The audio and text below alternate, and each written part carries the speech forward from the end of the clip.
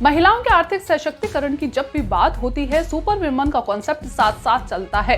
ये कॉन्सेप्ट इतना खतरनाक है कि आज एक मानसिक बीमारी सुपर वुमन सिंड्रोम के साथ जुड़ गया है। आखिर कितनी महिलाएं हैं जो सुपर वुमन होने का दबाव झेल रही हैं? इस कॉन्सेप्ट ने महिलाओं का कितना नुकसान किया है और इस शब्द का कितना गलत इस्तेमाल किया गया, इन सवालों के जवाब जानेंगे आज के शो में। देखते रहिए ये शो।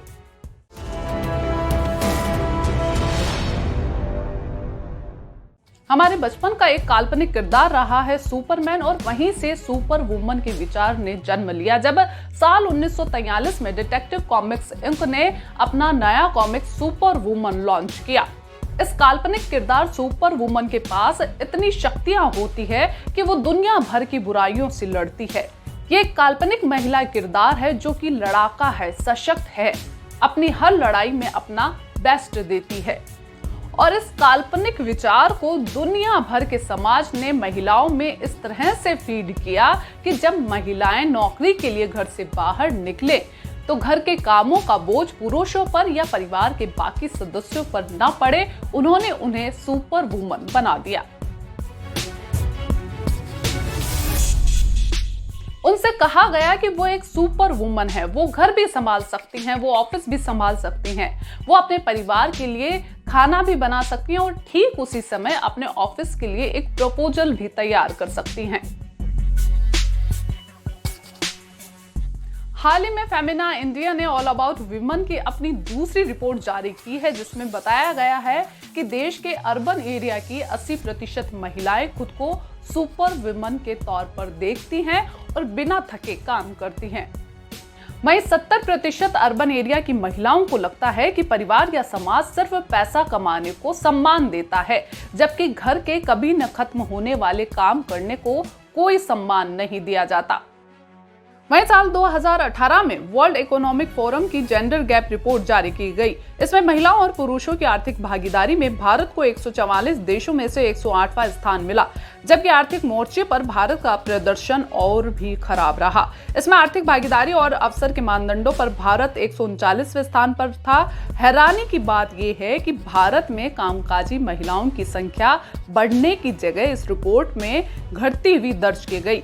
वो इसलिए कि अब महिलाएं दो मोर्चों को एक साथ निभाने का बोझ नहीं उठा पा रही, यानी सुपर वुमन होना उन्हें जिंदगी में पीछे धकेल रहा है।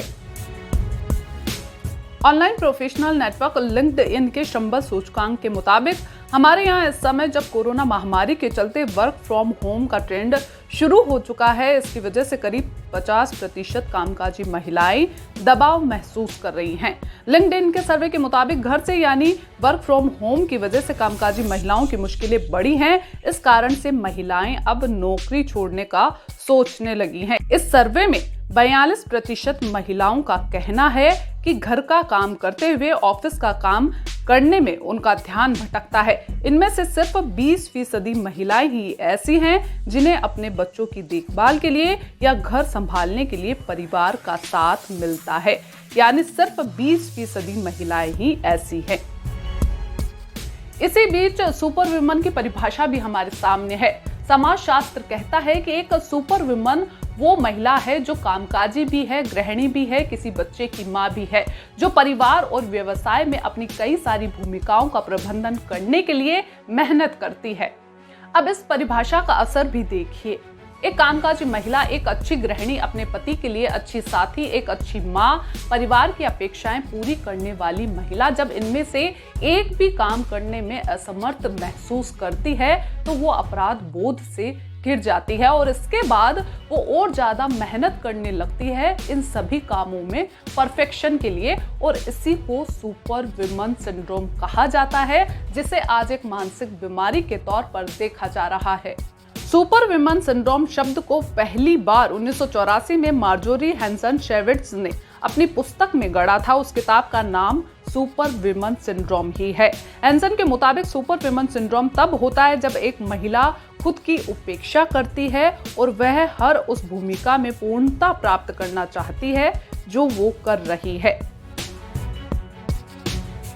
द इकोनॉमिक्स टाइम्स की रिपोर्ट के मुताबिक ब्रिटेन की एक चैरिटी के अध्ययन में पता चला है कि भारत में 38% कामकाजी महिलाएं ऐसे ही दबाव के चलते मानसिक विकारों का शिकार हो रही हैं।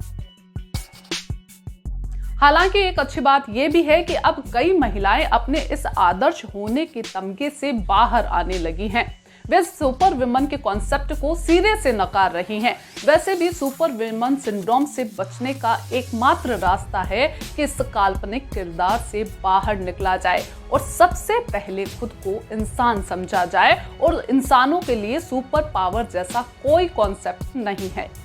ये शो आपको कैसा लगा और यहाँ पर किस तरह के मुद्दों को उठाया जाना चाहिए, कमेंट बॉक्स में जरूर लिखें। शो को देखने के लिए शुक्रिया।